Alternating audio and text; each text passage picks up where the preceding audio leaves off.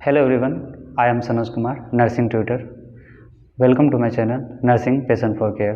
Okay, last videos में मैंने pharmacology, medicine, drug ये सब के ऊपर वीडियोस बनाए थे और मैंने इंपॉर्टेंट वीडियोस आपका बताया हुआ है कि फार्माकोलॉजी के दो इंपॉर्टेंट ब्रांच होते हैं। फर्स्ट वन हो गया आपको फार्माकोकाइनेटिक्स और सेकंड वन हो गया आपका फार्माकोडायनेमिक्स। ठीक है, मेरे पीछे आप लोग को दिख रहा होगा। आज फार्माकोडायनेमिक्स के ऊपर हम बात करेंगे क्योंकि काइनेटिक्स के ऊपर मैंने लास्ट वीडियो अपलोड किया हुआ है और उसमें अच्छे से मैंने बताया हुआ है कि काइनेटिक्स का मतलब क्या होता है, मूवमेंट ऑफ ड्रग, या सिंपली जो आप ड्रग ले रहे हो, ठीक है, बॉडी उसके ऊपर क्या क्या एक्ट कर रहा है, ठीक है, उसको किस तरह से एब्जॉर्ब कर रहा है, किस तरह से बॉडी में डिस्ट्रीब्यूट कर रहा है, किस तरह से उसको मेटाबोलाइज कर रहा है और किस तरह से बॉडी से आपको एक्सक्रीट कर रहा है। ठीक है, तो ये ADME मैंने अच्छे से समझाया हुआ है। नेक्स्ट वीडियोस की आज हम बात कर रहे हैं वो है आपका फार्माकोडायनेमिक्स। ठीक है, तो इसको देख लेते हैं फार्माकोडायनेमिक्स को। ठीक है, फार्माकोडायनेमिक्स में दिया हुआ है pharmacodynamics is the study of biochemical and physiological या physiologic effects of the drug. ठीक है, ये आपको सिंपली लिखा होगा pharmacodynamics is the study of drug effects. ठीक है, ड्रग के इफेक्ट्स के स्टडी को हम लोग क्या बोलते हैं, फार्माकोडायनेमिक्स। मैंने यहाँ पे 2 पॉइंट लेके समझाने का इसलिए कोशिश किया है। बायोकेमिकल मतलब आपके बॉडी में जो आपका pH होता है उसका अप एंड डाउन होना। ठीक है, ये आपका जो फिजियोलॉजिक सिस्टम है, ठीक है, उसका क्या होना, चेंजेस होना, उसी के इफेक्ट्स को हम लोग किस में पढ़ते हैं, फार्माकोडायनेमिक्स में। एग्जाम्पल में मैं लेके चल रहा हूँ, जैसे आपका दिया हुआ है यहाँ पे mechanism of action, pharmacological action, adverse and side effects. ठीक है, अब सिंपली एक वर्ड में समझते हैं। फार्माकोडायनेमिक्स का मतलब हो गया कि आप जो ड्रग ले रहे हो वो आपके बॉडी पे किस तरह से इफ़ेक्ट कर रहा है। ठीक है, बायोकेमिकली करे या फिर आपका फिजियोलॉजिकली करे, उसी को हम लोग क्या बोलते हैं, फार्माकोडायनेमिक्स। ठीक है, तो सिंपली मैं आपको बता रहा हूँ कि जब हम फार्माकोकाइनेटिक्स पढ़े थे उसमें मैंने ADME एब्जॉर्प्शन, डिस्ट्रीब्यूशन, मेटाबॉलिज्म और एक्सक्रीशन पढ़ा था। ठीक है, तो इन्हीं सब चीज़ों में ये जो आपका एब्जॉर्प्शन और डिस्ट्रीब्यूशन होता है, इसके बाद ही आपका कौन सा स्टेप होता है, फार्माकोडायनेमिक्स का स्टेप। मतलब एब्जॉर्प्शन डिस्ट्रीब्यूशन के बाद आपका फार्माकोडायनेमिक का आपका काम स्टार्ट होता है। क्योंकि मेटाबोलाइज का मैंने आपको बताया था कि जो आपके लिपिड सोल्यूबल ड्रग होते हैं उसको वाटर सोल्यूबल में चेंज करते हैं। हालांकि कुछ ऐसे इनएक्टिव ड्रग भी होते हैं जिसको फार्माकोडायनेमिक एक्शन करने से पहले उसका क्या हो जाता है, मेटाबॉलिज्म होना ज़रूरी होता है और उसके बाद आपका एक्सक्रीशन होता है। तो आज हम देखेंगे कि डिस्ट्रीब्यूशन होने के बाद किस तरह से ड्रग हमारे बॉडी के ऊपर क्या कर रहा है, एक्ट कर रहा है, और इसी के स्टडी को हम लोग फार्माकोडायनेमिक्स बोलते हैं। ठीक है, यहाँ पे आपको मैंने 2-3 पॉइंट्स लिखाए हुए हैं। जैसे फर्स्ट वन हो गया आपका मैकेनिज्म ऑफ एक्शन। ठीक है, मैकेनिज्म ऑफ एक्शन में क्या देखेंगे हम लोग, मैकेनिज्म ऑफ एक्शन में देखना है आपको कि इसमें कैसे आपका जो फार्माकोलॉजिकल एक्शन है, ठीक है, ये जो आपका सेकेंड पॉइंट दिया हो, ये कैसे कंप्लीट होता है, इसी वे को हम लोग बोलते हैं mechanism of action. The way to complete pharmacological action. ठीक है, इसी को बोलते हैं मैकेनिज्म ऑफ एक्शन। जैसे आप जो ड्रग लिए तो उसमें क्या क्या एंजाइम एक्टिविटी हुआ। ठीक है, अब जैसे सिंपल ये हमारा सेल है,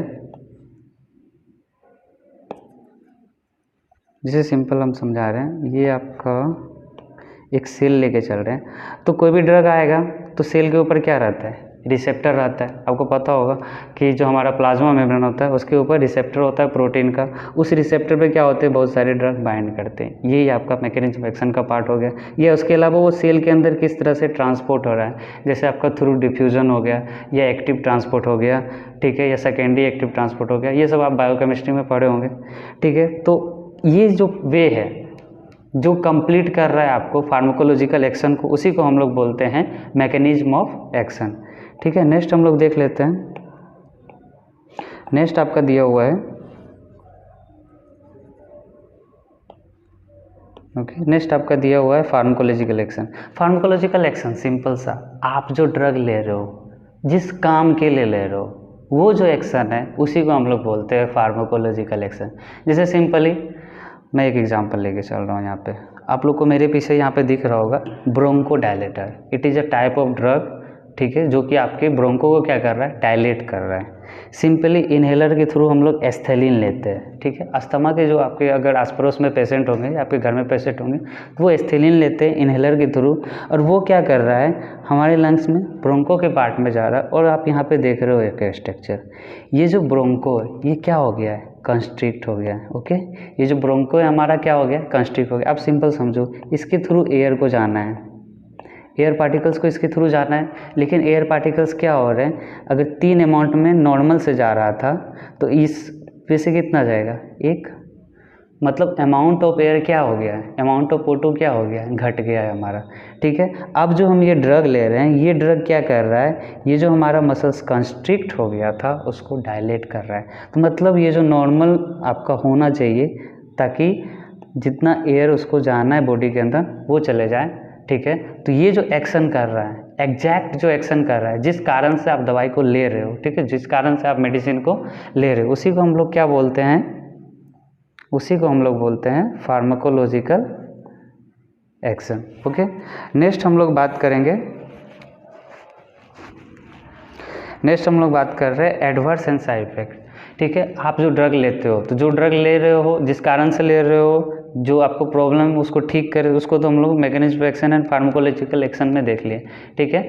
लेकिन आप जो ड्रग अगर ले रहे हो, ठीक है, तो ड्रग लेने के बाद जो आपको एक्स्ट्रा इफेक्ट दिखता है, मतलब ऐसा इफेक्ट जो आपके लिए क्या हो, डिजायरेबल हो या फिर अनडिजायरेबल हो, मतलब आपको सिंपली एक बात सिंपली यहाँ पे ये समझना है कि आप जो ड्रग लेते हो, ठीक है, और उसके कारण ऐसे इफेक्ट जो उस ड्रग के आपके बॉडी को क्या कर सकते हैं, प्रभावित कर सकते हैं, मतलब आप नहीं चाह रहे हो लेकिन वो इफेक्ट आपको शो कर रहा है, ठीक है। तो उसी को हम लोग एडवर्स इफेक्ट बोलेंगे या फिर साइड इफेक्ट बोलेंगे। और ये भी जो इफेक्ट है, ये भी आपका फार्माकोडायनेमिक्स का ही क्या है, एक पार्ट है, क्योंकि आप ड्रग ले रहे हो और ड्रग ही आपके बॉडी पे क्या कर रहा है, वो इफेक्ट ला रहा है, तो वो भी क्या है, आपका पार्ट है फार्माकोडायनेमिक्स का, ठीक है। तो यहाँ पे 2 वर्ड मैंने लिखा है, सिंपली आप लोग simply side adverse effect same ही होता है जैसा आप लोग सोचते हैं, बट थोड़ा सा माइनर सा अंतर है, उसको भी हम लोग देख लेते हैं।